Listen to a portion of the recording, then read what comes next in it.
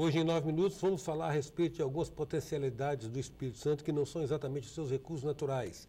As manifestações artísticas que pulsam aqui e que podem ter uma dimensão econômica e incorporar muita coisa às nossas riquezas. Vamos falar com uma pessoa que, de uma certa maneira, tem se distinguido pelo trabalho nessa área.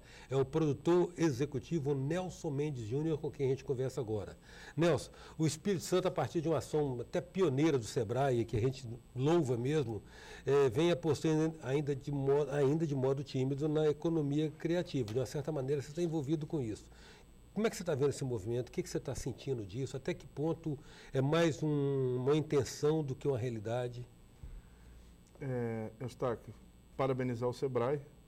Realmente é uma instituição que tem se destacado, né, no fomento do empreendedorismo e viu dentro da área cultural e artística uma oportunidade de trabalhar o empreendedorismo. Tem feito um trabalho muito bom, tem promovido alguns coletivos culturais e artísticos e tem conseguido levantar a ideia de que juntos os artistas, os produtores, a cadeia produtiva da cultura consegue fazer diferença, junto. E baseado nisso, a gente teve há uns 3 anos atrás, vai fazer agora, o começo de uma ideia para trabalhar a cooperativa de música, né, a Unimos. A gente tem outros coletivos que não estão associados diretamente de forma jurídica, como a cooperativa. Formal, mas, de maneira formal.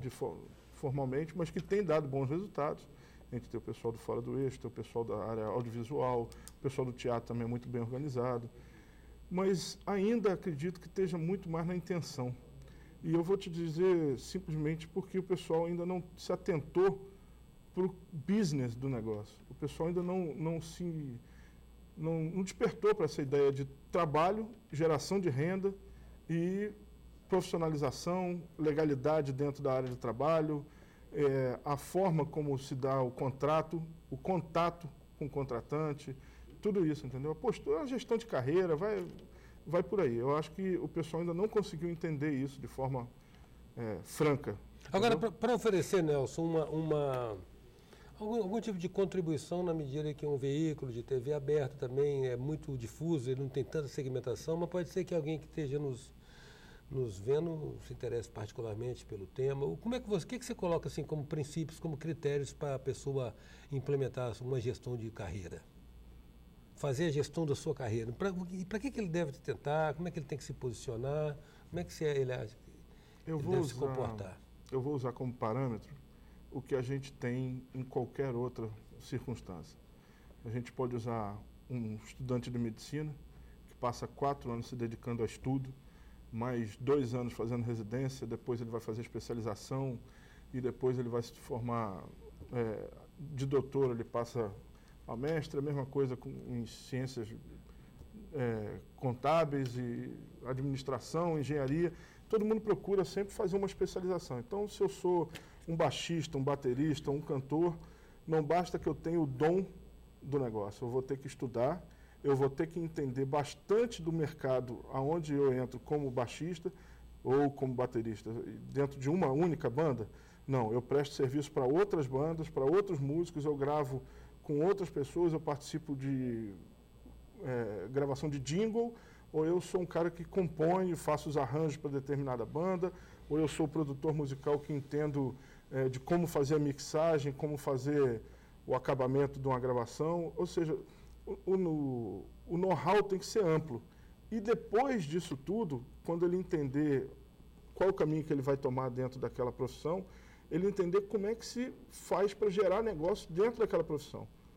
Ou seja, ele vai trabalhar segundo uma tabela, ele vai trabalhar segundo um escambo que ele tem até para fazer. Eu vou fazer um trabalho para uma pessoa que é dona de uma loja de instrumentos musicais. Então isso aí vai me dar determinado retorno, porque eu vou ter instrumentos, eu deixo de gastar com instrumento, passo a aplicar meu dinheiro em outra situação. Uma coisa assim de um aspecto bem largo para você poder tratar a carreira como business, né? A carreira é o business. Sempre, porque é assim qualquer outra carreira. Né? Tem um pouco desse estigma, né?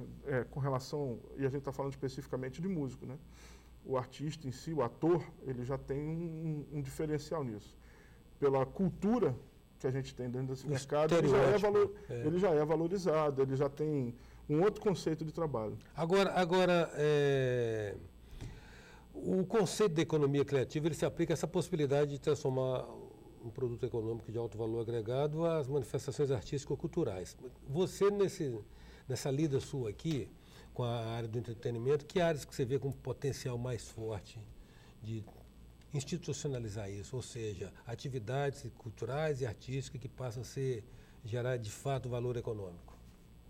Olha, a gente tem aqui alguns segmentos que se deram bem e continuam em avanço. O pessoal da área audiovisual tem conseguido propagar bem o trabalho e eu acredito que tem conseguido também se manter através desse trabalho. Eu não milito nessa área, não tenho conhecimento técnico, não tenho aqui respaldo nenhum para dizer para você, não, sei de alguém que fez um trabalho, ganhou tanto e tal, mas a gente vê pela projeção deles que eles são empenhados nisso, em fazer do negócio business. Uhum. A gente teve aqui um período muito feliz da música capixaba, que de fato fez e gerou business aqui, e muita gente cresceu e conseguiu prospectar outros mercados, né? A gente ainda tem, né, no exemplo até que eu vou citar da Aline Yasmin e do Edu no Quórum, um trabalho de prospecção de outros mercados, levando a música do estado e agora do Brasil para fora, para a Europa e tudo.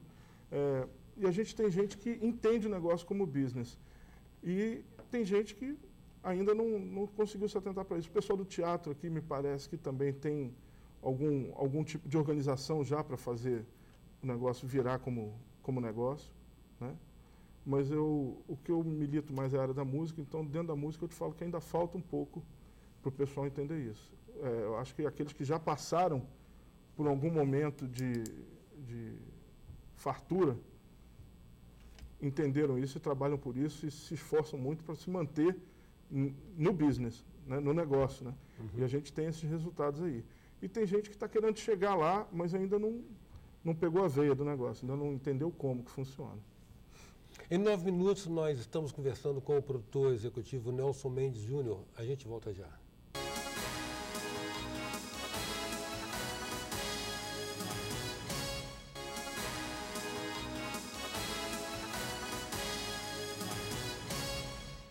Voltamos com 9 minutos, que traz hoje o produtor executivo Nelson Mendes Júnior.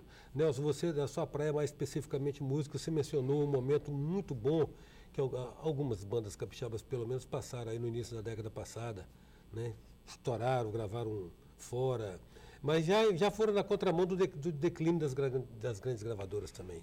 A verdade é essa, né? Porque aquele sistema das grandes gravadoras desmoronou com a conectividade, com a internet. Como é que você vê essa questão da internet rompendo espaço? Ou seja, você está aqui no Espírito Santo produzindo para vender para o mundo. Rapaz, eu vou te contar uma experiência que eu tive no começo de dezembro, que foi um negócio que me assustou. Eu estava no Rio de Janeiro e meu irmão me apresentou uma pessoa que veio da Dinamarca e está há 2 anos morando em Paraty, que é cidade litorânea, mas é considerado interior, né? Interior que eu digo no sentido de telecomunicação, distante dos centros e tal. E o Reik, ele é um dinamarquês de 33 anos e ele é produtor de 15 bandas na Alemanha, na Noruega e na Dinamarca.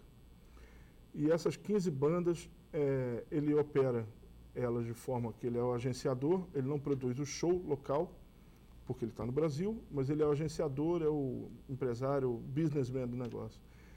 E ele mostrou pela internet, sentados conversando, 150 apresentações que ele fez, sentado em Paraty. Ele fechou 150 shows para essas bandas, 10 para cada uma.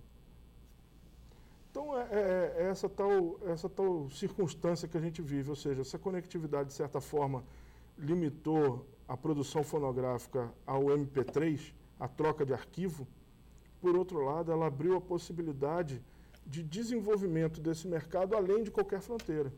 Ou seja, essas bandas circularam pela Europa, algumas até, se não me engano, no Chile, fazendo apresentações no Chile, com uma pessoa fazendo todo esse mecanismo de uma cidadezinha do interior, do litorâneo, sei lá, numa cidadezinha pequena que o telefone pega mal e a internet é a única coisa que vale para ele, a partir de 1 mega só. nem é uma banda larga, é um negócio absurdo. Ou seja, está conectado, está no mundo. Exatamente. E esse cara também provou para a gente a seguinte situação. O negócio da música hoje não é arquivo fonográfico.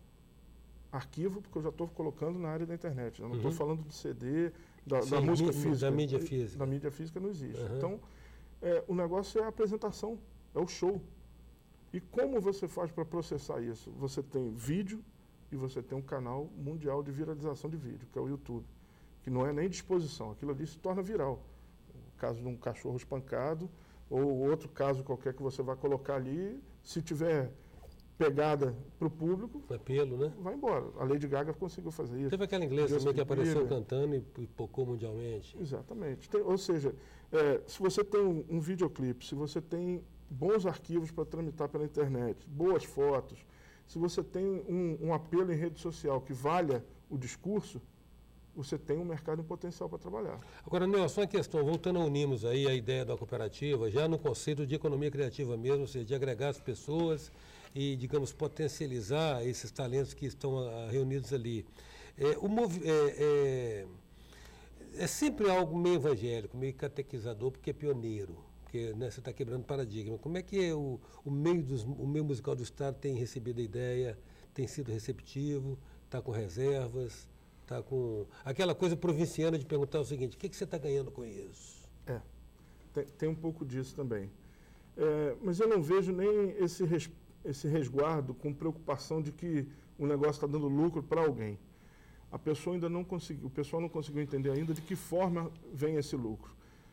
Saiu essa semana, e eu até coloquei isso no Facebook da própria Unimos também, uma aprovação para que, é lógico, ainda vai passar pelo Senado, mas uma aprovação da Câmara dizendo que os músicos, a partir do momento que eles tiverem determinado tipo de tempo de trabalho comprovado, ou através de nota fiscal, ou através de qualquer outra circunstância, não estiverem desenvolvendo nenhuma outra atividade, né, labor com carteira assinada, nem nada, e eles estiverem sem trabalho durante algum tempo, eles conseguem receber seguro-desemprego. Ou seja, mas você tem que aplicar para a Previdência, mostrar para eles que você, de alguma forma, trabalhou durante 60 dias daquele ano contábil que passou. Como é que você faz isso? Você tem que estar ligado a alguma empresa que vai demonstrar que você estava formalmente prestando algum tipo de serviço artístico, musical. Tem um CNPJ na jogada. Exatamente. Esse é um caso em que a cooperativa é claro e, obviamente, vai ser a solução para um negócio desse. A gente costuma citar o caso de um amigo nosso, que foi presidente da cooperativa de São Paulo, que teve um problema cardíaco e ficou 3 ou 6 meses parado. E por conta dele ter o recolhimento da Previdência junto das notas fiscais que ele emitia como músico pela cooperativa, ele ter conseguido um auxílio-doença e ficou 6 meses recebendo pela Previdência. Ou seja, a partir do momento que o músico entender, e aí que a gente estava falando antes, que a carreira dele tem que ser gerenciada como business, ele para de aceitar qualquer tipo de oferta para poder sobreviver da música. Aquele coverzinho, sem vergonha, baseado no shopping, no salgadinho que ele vai beliscar enquanto está tocando. Que degrada, né? Degrada o músico. Degrada, porque o cara ele chega em casa, sei lá, com uma merreca no bolso, se colocando na posição de quem... Pô, eu prestei o meu serviço, mas é isso aqui que eu consigo de retorno, né? Então, isso tem uma série de outras vertentes para a gente discutir, mas, de fato, se ele não tiver uma forma consolidada de mostrar o trabalho dele, né? Ou seja, ele tem um CNPJ, ele tem alguém que responde juridicamente pela situação contratual dele, ele tem outras formas que a gente estava querendo colocar para dentro da cooperativa, a gente poder fazer um plano de saúde para todo mundo, contrato de telefonia, tem uma série de coisas. Só que o negócio, acho que ficou meio que sem a força que precisava, porque a palavra diz cooperativa, não é o bloco do eu sozinho, né? Não adianta 4, 5, 6, 10 pessoas tentarem fazer o negócio. A cooperativa começa daí. Para que ela seja legalizada, ela não pode contar com menos de 22. Uhum. Então, se são 22 pessoas no mínimo, você precisa de 22 no mínimo trabalhando. Vamos mudar essa energia. Não ficou sem a força, está ficando. Dá para mudar isso, dá para virar Claro que dá. Esse ano, inclusive, a gente tem a nova eleição, né, para a presidência e diretoria. E fica aqui, então, a convocação para quem é cooperado. Como é que faz o contato com a Unimos? Site, você tem o site? A gente tem um grupo de trabalho que fica dentro do Facebook, que é Unimos, né? Depois a gente deixa aí para o pessoal, Unimos, né? A gente tem um e-mail do grupo, né? E eu posso deixar o meu próprio, se o pessoal quiser algum tipo de informação e eu puder ajudar. Sim. nelson.mendejunior@gmail.com. Ok, Nelson. Eu agradeço, Nelson, sua presença aqui no nosso 9 Minutos. Eu que estou feliz por estar aqui com você e poder falar para o povo. Em 9 Minutos, a presença do produtor executivo, um dos artífices do conceito da economia criativa aqui no Espírito Santo, especificamente na área musical, Nelson Mendes Júnior. Até já. Sou passageiro.